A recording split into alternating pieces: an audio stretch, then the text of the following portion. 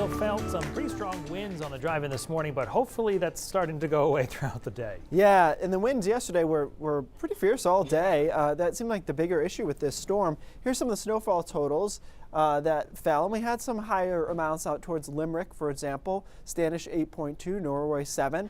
And of course, you know, full transparency, Portland and the surrounding areas, very little snow accumulation as the sun angle was just a little too much on those boundary layer temperatures. We didn't really accumulate much at all there. Here's the last of our storm system spinning out to sea. Big, deep low, of course, and that's where some of the snow still comes from over down East Maine. Some snow showers technically associated with that into Vermont as well, but we don't have to worry about that.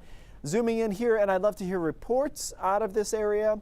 My guess is we're kind of in the same zone we were yesterday along the coast in a lot of spots, which is it's snowing, yes, but accumulations may be a little hard to come by with those temperatures a bit warm and the sun angle still pretty strong this time of the year. So snow continues there for the next few hours. I don't think there's a ton of accumulation to be done there. Winds are still strong. That was maybe the bigger part of the story for most of us yesterday, especially along the coast.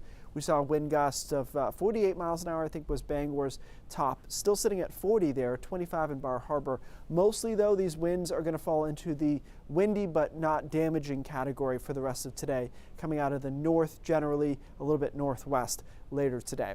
So things just improve. I think we'll see more sunshine in a bigger area later this afternoon. Temperatures aren't going to be crazy warm. We'll be in the mid-30s or so.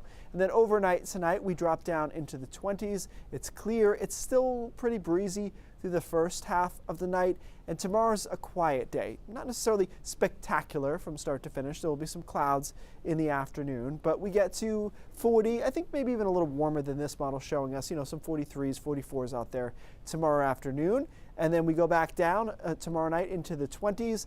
And Friday we wait for our next storm system, which is not nearly as large as this last one. It's a warm front coming through and then a cold front behind it. Initially on Friday night, there'll be enough cold air for the mountains and foothills in northern Maine to see a little bit of light snow there. I don't think we're talking a lot, though. So that's the overall setup. That storm moves out. We get one break day on Thursday. Here's our system Friday afternoon, Friday night, and then into Saturday, the cold front comes through. Saturday afternoon, though, could be pretty nice as that front lifts away and we're relatively mild behind it.